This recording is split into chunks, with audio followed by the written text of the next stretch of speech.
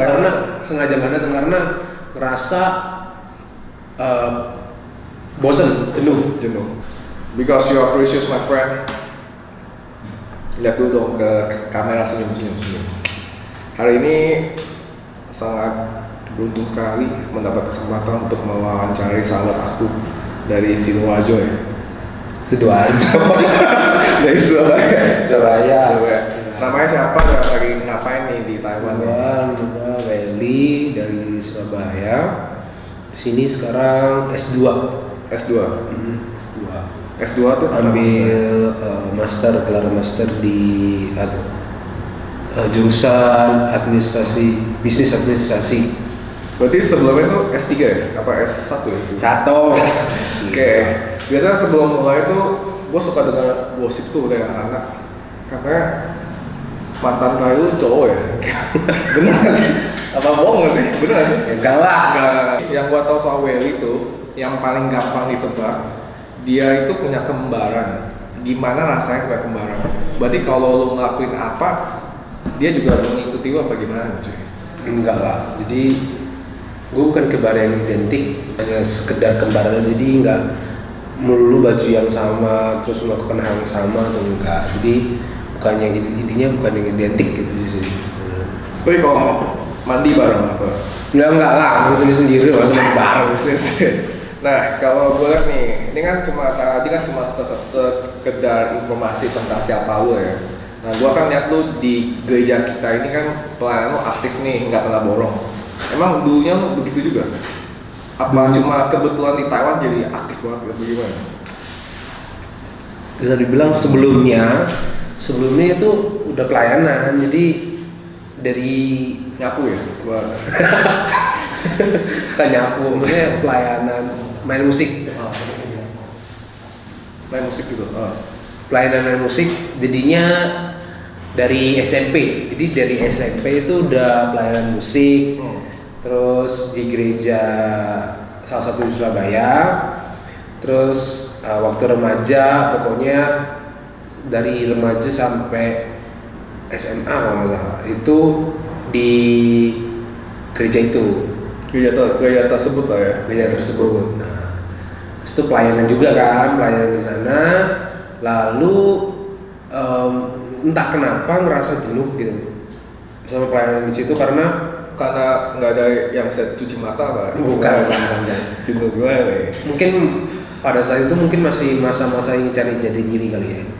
Mungkin belum sampai bawa harus bukan bawa untuk menyembah Tuhan, membuat nama Tuhan, bukan. Jadi hanya sekedar main doang, terus hanya untuk datang ya, terus orang tahu formalitas. Jadi biar ada orang yang terjadwal untuk bermain gitu loh. Karena kan memang pada saat itu ada yang kurang, maksudnya kurang mainnya personil. Dan dia butuh orang buat gantiin. Butuh orang untuk bermain musik gitu kan. Karena semakin umur kan setiap zaman tuh semakin berkembang dan otomatis kan umur semakin bertambah juga kan. Jadinya di gereja itu ada pembagian kelas-kelasnya gitu. Pembagian kelas-kelasnya jadinya untuk pasti kalau umur segini harus masuk ke gini, jadi nggak bisa pelayanan tempat itu gitu kan. Nah, jadi untuk formalitas, di mana ada satu titik jenuh gitu loh. Jadi aku merasa waktu mau pelayanan kadang itu ya minggunya pelayanan, Sabtunya aku baru tahu aku nggak bisa main gitu. Jadi kayak nggak bertanggung jawab banget gitu loh. Padahal itu udah terjadwal. Jadi mereka tuh udah buat jadwal.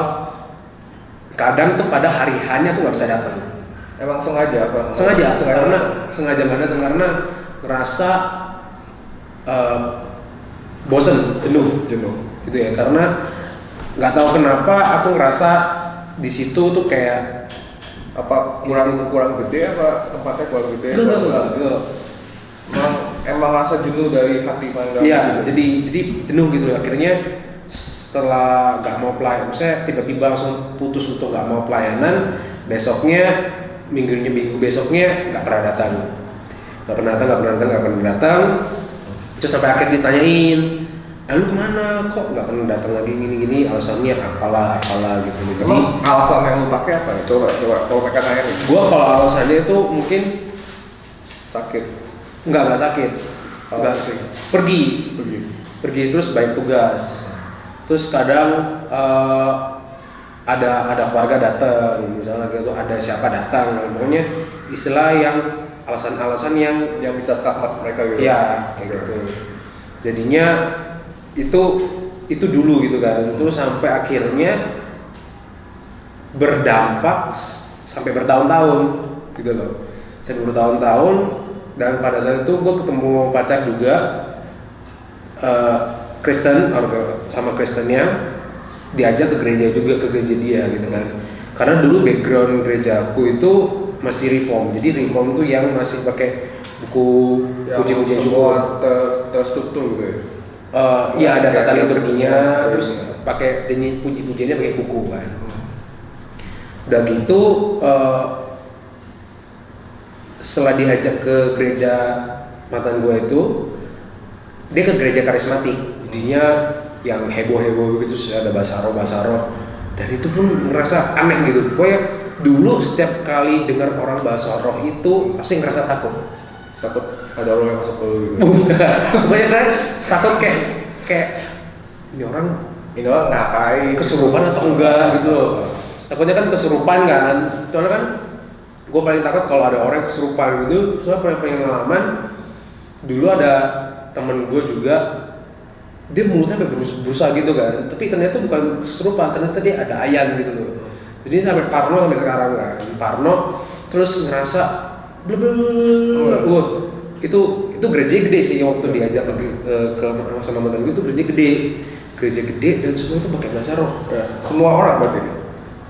Mungkin hampir seluruhnya kayaknya. Cuman lu doang yang bengong gitu. Bengong ngeliatin mereka, ngapain ya orang gitu kan. Terus gue udah takut aja kan, udah gitu gerejanya lama, hampir 2,5 jam lebih. Karena lu nggak get used to it dengan 2 jam gereja gitu kan, karena kan gereja cepet gitu. Iya, rata-rata 1,5 jam. Tapi dia yang gereja ini itu 2,5 jam gitu, karena dia pujiannya 1 jam lagi firman, setengah jam lagi ending, finishing gitu kan.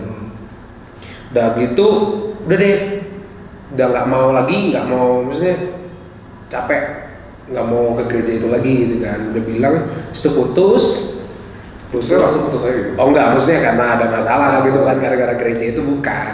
Tapi sempat ngomong, maksudnya sempat berdebat gara-gara gerejanya dia itu gitu kan. Gereja maksudnya kayak gua nggak cocok, maksudnya sama lu. Iya, nggak cocok, aku nggak cocok sama gereja. Berarti lu jalanin tiap minggu ya karena terpaksa, karena ikut dia gitu. Oke. Karena bucin. Tapi dia bukan cowok kan? Bukan lah. Anak gue kalau gosip suka kan? Enggak. Cewek lah yang pasti. Cewek. Terus habis itu putus karena ada something problem gitu. Masih kontak hari ini? Jangan lah.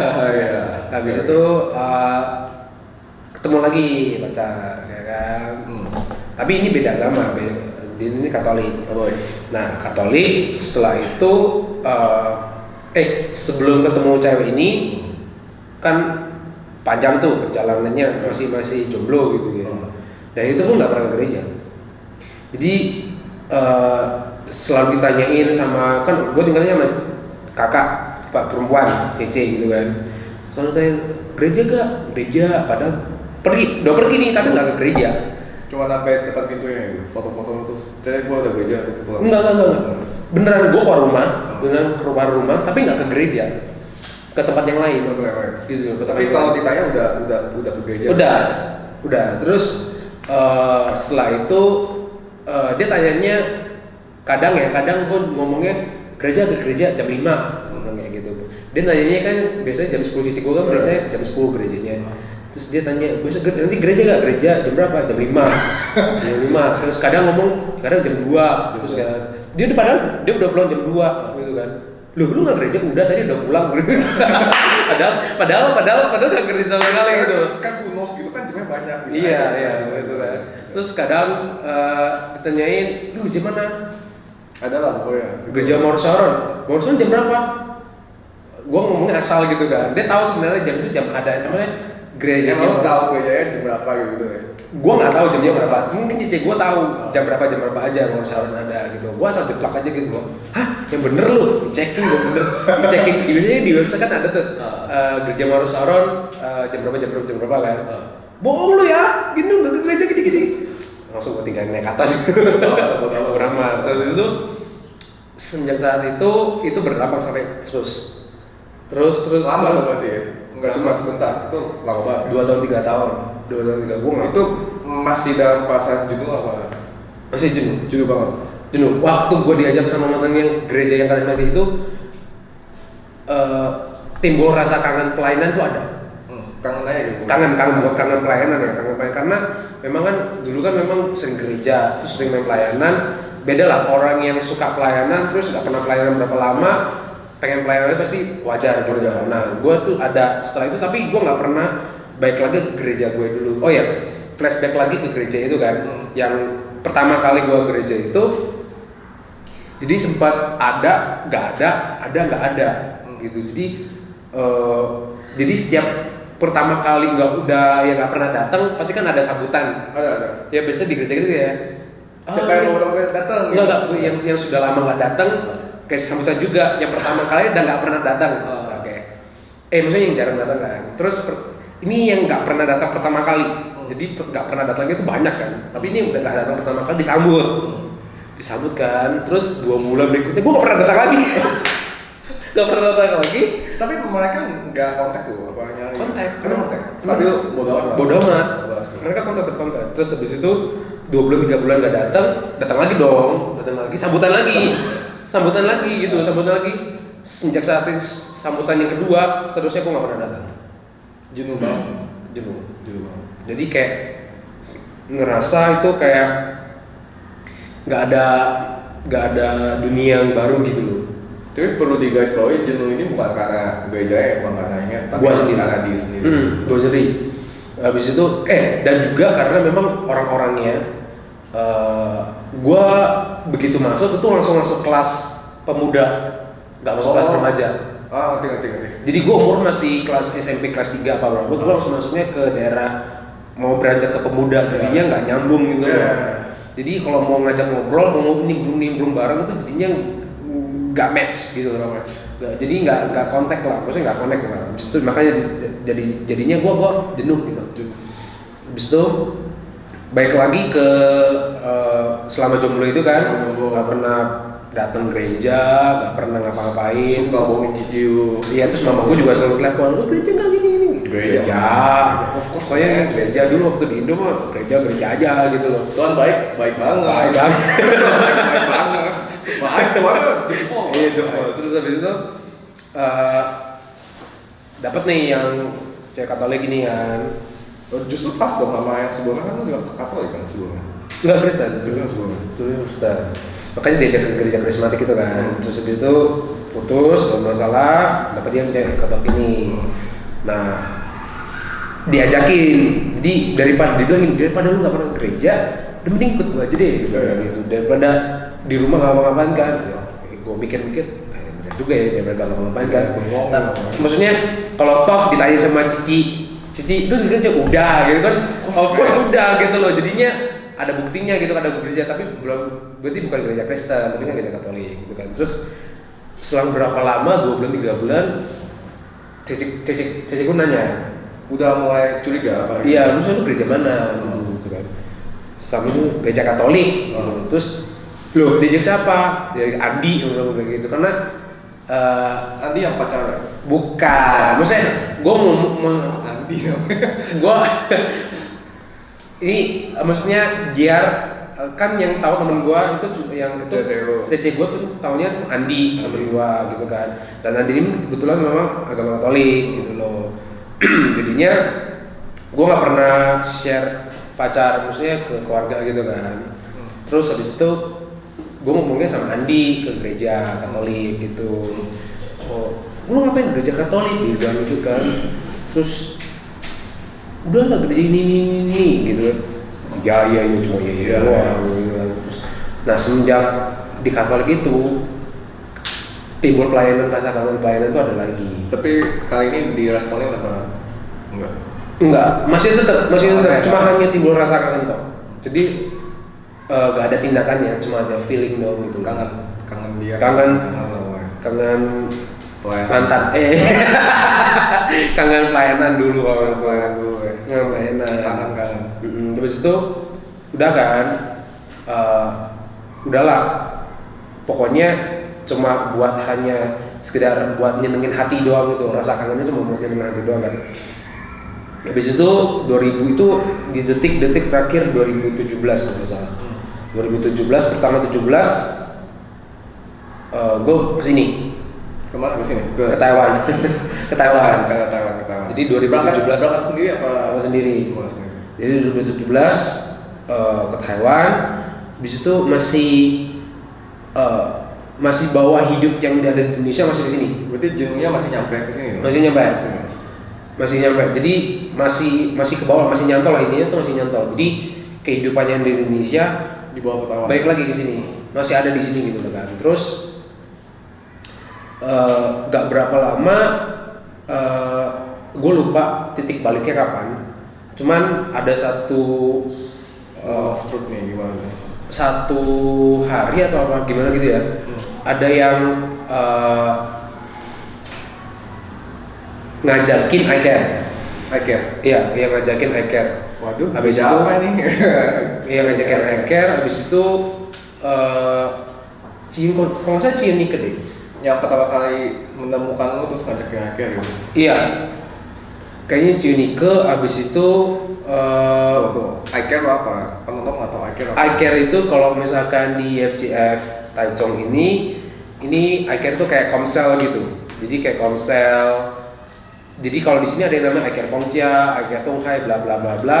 Nah, dan di sini Fengcia iCare itu nama universitas. Jadinya per daerah, per university ya. Per university, benar, betul.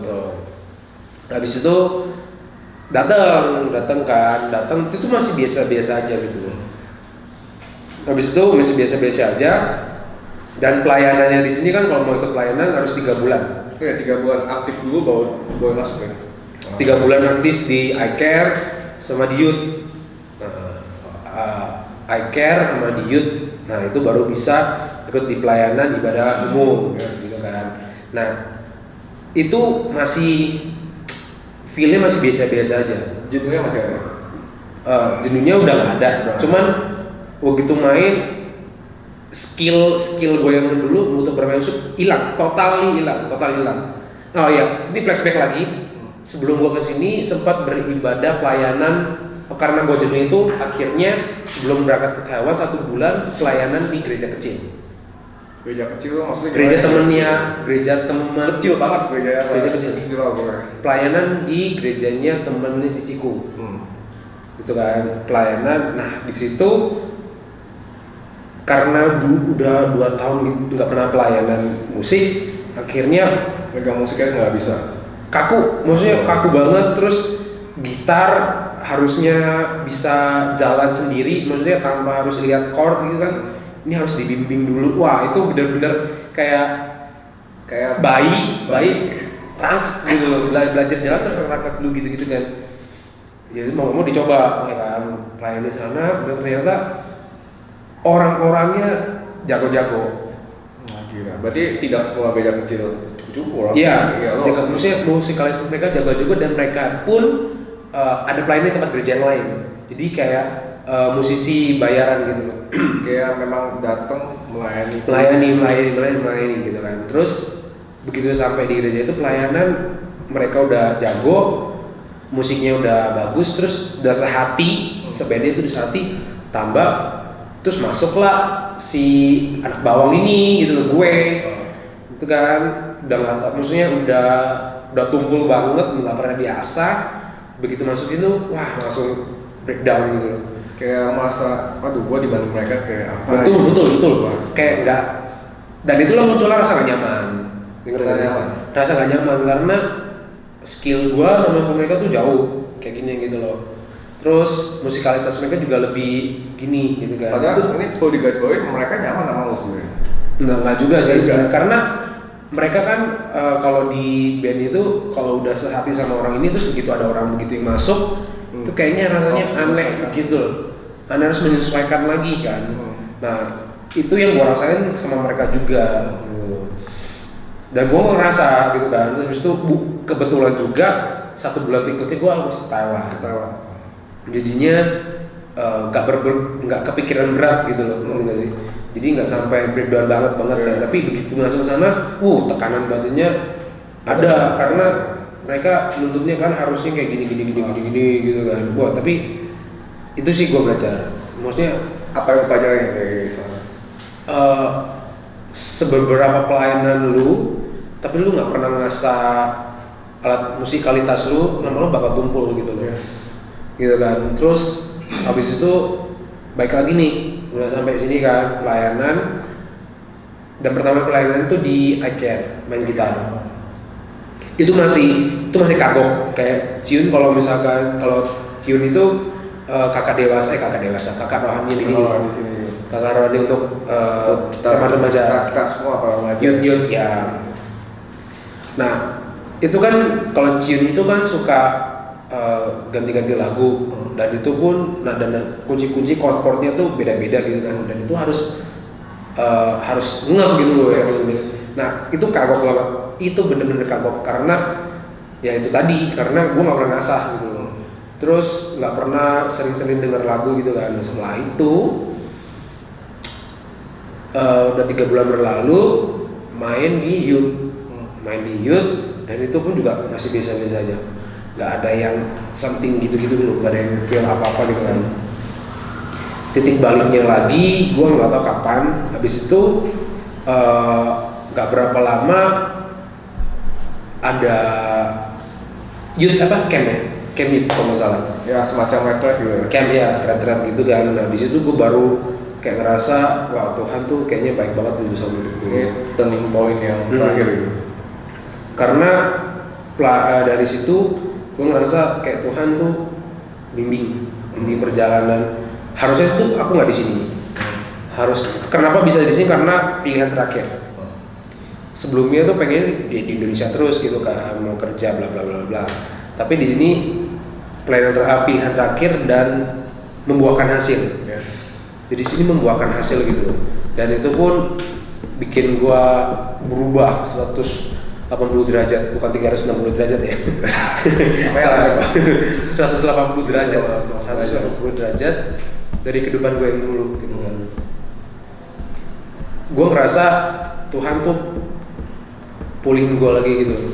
Yang dulunya nggak pernah gereja, terus nggak pernah pelayanan lagi, bla bla bla, sering bohong lah, ngomong gereja lah, iya gue udah pernah bla bla bla. Iya, terus habis itu begitu sampai sini, kayaknya Tuhan tuh kayak gini, ini lu ya, terus ditaruhin gini, udah gitu aja, udah dibiarin gitu kan, dari comfort zone lu, terus diambil, ditaruh lagi ke tempat yang berbeda gitu loh. Dan dia tidak tinggal itu cuy. Enggak, bener dia nggak pernah ninggalin, karena gue ngerasa begitu gue sampai di sini banyak sekali nubuat Tuhan yang terjadi buat gue gitu loh. Dari yang dulu gua kecelakaan sampai kena virus, harus ditinggal di rumah sakit dan bayarnya segini, harus ada chain pokok, gue nggak ada chain pokok, tiba-tiba dalam sekejap gue bangun, besoknya udah ada chain pokok. Itu gila. Siapa yang ngasih itu? Makanya Siapa yang ngasih tuh? itu mukjizat banget sih, maksudnya Tuhan tuh baik gitu loh, Dari yang tepat pada waktu itu. Bener, kalau istilah indah pada waktunya dan tepat pada waktunya itu bener. Karena gue ngerasa Tuhan tuh selalu nyertain gitu. Dan sekarang gue bisa kuliah S2 dan bisa kerja di sini berkat pertolongan Tuhan gitu kan. Dan gue bisa bayar kuliah gue sendiri dari hasil kerja bisnis buka usaha sendiri sama Claudia gitu loh. Yang black market jual handphone. Black market. Ya enggak lah, buka toko. Keren sih keren. Bayar uang kuliah sendiri kan sih? Bayar uang gue sendiri. Dan itu S2 nggak murah. Dan pelan-pelan kayak lu bentar lagi mau merit, semua udah tersedia lah. Dan nanti gini, lu udah punya usaha, bayar uang sekolah sendiri, udah mau merit, kayak semua tuh pas banget gitu. Iya betul, itu pas banget. Jadi sama yang kayak gembala kita bilang firman gitu kan, itu mulutmu lidahmu itu penentu hidup dan mati gitu loh. Jadi apa yang kamu ngomongin, apa yang kamu ucapkan itu pasti itu yang terjadi gitu kan. Ada istilah kalau orang luar tuh harimaumu tuh mulutmu tuh harimaumu gitu kan. Jadinya apa yang kamu ucapkan itu yang terjadi. Nah itu gue beriman, gue misalnya kayak dulu deh contoh kesaksian ini waktu kecelakaan motor ya, ini mujizat Tuhan jadi diri gue. Kecelakaan motor dan kaki itu sampai itu kesalahan gue karena begitu lecet kaki tuh gak boleh kena air, gak boleh disiram air, harus bawa langsung ke dokter buat dibersihin kan. Gue salah, gue lah pakai air, terus akhirnya gue diemin seminggu membengkak kena virus. Akhirnya bawa ke rumah sakit, harus tinggal di rumah sakit berapa lama gitu kan, dan mahal dan itu pas saat itu gue nggak ada CPK, kartu insurance itu gue nggak ada, dan itu sebenarnya mau gue buat pas setelah itu. Waktu itu kan masih CLC, masih sekolah bahasa, dan pada bulan itu memang harus buat CPK, memang harus buat CPK. Habis itu tinggal di rumah sakit berapa lama kan, bayar mahal tuh sampai hampir 6.000, 7.000 apa gitu kan, gara-gara gitu doang tuh, gara-gara lecet kan 7.000. Terus tanya dong sama ibu gembala, gini. Itu sebenarnya tuh mau klaim asuransi yang di Indo, ternyata nggak bisa karena kondisi lagi di luar negeri kan, nggak bisa diklaim. Akhirnya bingung dong mau gimana, masuk 7.000 keluarin gitu aja, kayaknya nggak sampai 7.000, maksudnya lebih dari 7.000 deh, pokoknya mahal lah. Sekarang gue liat lu keluar 7.000 kan gak mahal banget kan? Ya, enggak lah, itu tetap mahal tuh. Itu mahal. Nah dulu tuh 7.000 maksudnya mahal banget gitu, karena itu masih apanya gitu lah, pokoknya lebih dari 7.000 lah. Terus habis itu bingung kan, mau uang dari mana nih gitu kan. Terus ternyata mamaku telepon Bu Pauling, Bu Pauling kalau misalkan hari itu bisa bikin CPK. Bener dong. Terus aku teler tuh karena aku nggak ngerti apa-apa kan, jadi ngurusin papaku sama Claudi. Terus aku masuk teler karena dikasih infus teler gitu kan, tidur berapa lama bangun udah ada CPK. Di samping membantah lu apa? Enggak. Maksudnya ada CPK ya? Si Claudi bilang udah terlulus sama CPK. Ya kan? Karena RS-ku dibawa, ternyata waktu aku tidur mamaku telepon Bu Poli karena Bu Poli bilang hari itu juga bisa gue cek CPK dan hari itu juga bisa keluar. Dia bilang kayak gitu. Pas banget kan, terus langsung shock. Hah? CPK udah keluar? Beneran nih? Bener dong, ternyata awalnya kita udah bayar 7.000, misalnya udah bayar full, CPK-nya keluar di refund gitu. Di refund semua? Refund, cuma bayar berapa, 1.500 apa? Jauh dong bedanya kan. Wah, wih, di situ beneran tuh kayak gitu, tiba-tiba udah CPK. Itu gue balik gitu. Iya, untungnya balik dong. Kan itu bersyukur banget kan. Terus habis itu mujizat pertama yang gue ngerasain itu Tuhan tuh baik banget. Berarti kalau orang nanya nih, Tuhan nyata apa enggak, lu jawab gimana? Tuhan itu nyata. Kalau cuma tergantung lu, iman lu tuh menyatakan dia ada atau enggak, itu terus terserah kalian sendiri gitu loh. Kan tergantung pribadi orang kan. Kamu mau menyatakan Tuhan tuh ada, itu terserah gitu loh. Yang penting kalau gua sendiri, gua mengatakan kalau Tuhan tuh ada. Roh halus pun juga ada, setan pun juga ada, di mana-mana ada gitu. Di belakang kita juga banyak setan. Baik banget. Terus dari itu, gue ngerasanya Tuhan tuh ada dan Tuhan tuh baik sama gue karena dari hal-hal yang paling kecil dia pikirkan gitu. Iya gitu loh, lu misalnya lu yang berpikir nggak ada, pasti nggak dapat nih CPK. Terus tiba-tiba lu bangun ada CPK untuk uang lu refund berapa persen, lu pasti kaget dong gitu kan.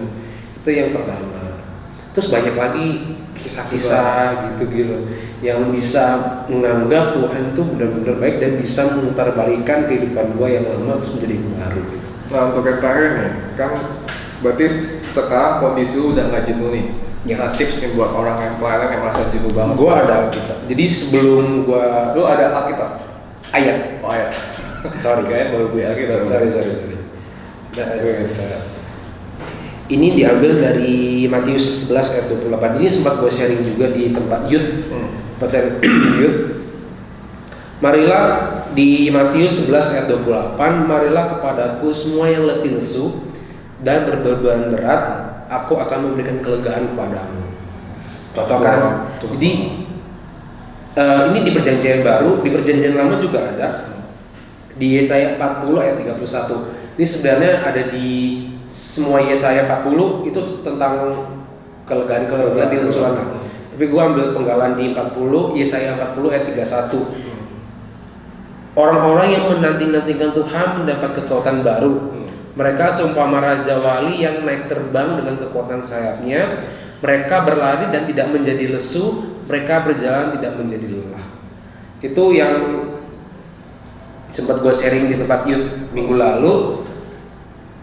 Janganlah merasa letih, jangan merasa lesu gitu. Maksudnya capek, pasti itu ada. Setiap kegiatan tuh pasti capek. Gua kerja, bukan cuma pelayanan ya, setiap hal pasti capek kan? Lu kerja capek, makan pun kalau kebanyakan capek punya terus, ya nggak sih? Betul. Ya kan tidur pun kebanyakan capek nggak sih punggungnya, ya nggak sih? Tidur 24 jam capek juga sih. Mati. Pokoknya ada lah, semua capek. Pasti capek lah. Terus apalagi lu namanya untuk mencari uang atau cari makan buat menghidupi diri lu sendiri pasti capek. Capek banget. Ya, tapi lu jangan lupa namain Tuhan gitu loh. Karena Dia yang ciptain lu, Dia yang berikan lu kerjaan, Dia yang memberikan lu semuanya. Lu capek, oke, fine, tapi lu pasti Tuhan tuh kasih refresh yang bagus gitu loh. Maksudnya lu dikasih refreshing lagi, lu pasti nggak tahu kan, maksudnya nggak nyadar kan tiba-tiba lu kerja, udah setahun gini ya kan, udah setahun lu apa mungkin udah 2 tahun gitu kan, karena Tuhan tuh kasih yang namanya tuh apa namanya tidak terasa. Nah di dalam tidak terasa itu lu dikasih apa? Refreshing, lu dikasih jalan-jalan, lu dikasih bonus-bonus bla bla bla. Jadinya lu nggak ngerasa dan itu sebenarnya tuh pemberian dari Tuhan gitu loh. Lu boleh capek, boleh ngeluh, tapi jangan yang sampai namanya, duh gimana sih ini kok nggak dapat kayak bersungut-sungut gitu loh. Jadinya apapun yang yang pengen lu maksudnya ketika lu mau ngeluh, lu harus flashback apa yang Tuhan. Betul gitu. Lu mau ngeluh boleh sama Tuhan, cuman lu harus balik lagi. Tuhan tuh udah kasih semuanya gitu loh. Apa yang Tuhan gak perbuat di dalam hidup. Betul, gitu sih yang bisa sih gitu. Jadi kalau menurut gue sih memang pelayanan ini pasti ada jenuhnya sih. Betul. Dan itu kembali ke lu sendiri. Lu mau berada di titik jenuh, apa lu mau mencari Tuhan lebih lagi dari gue. Dan gini, kalau untuk pelayanan ya menurut gue, jangan pernah ngeluh, jangan pernah jenuh dalam pelayanan, terutama musik ya. Yes. Karena itu untuk memuliakan nama Tuhan gitu loh. Sekali lu jenuh, sekali lu capek, pasti Tuhan bakal ngambil semuanya sih kalau menurut gue. Karena Tuhan udah kasih lu skill buat bermain musik. Tuhan udah kasih kemampuan lu untuk apa namanya jadi WL. Terus lu kayak males-malesan, capek sebulan bisa 4 kali WL gitu.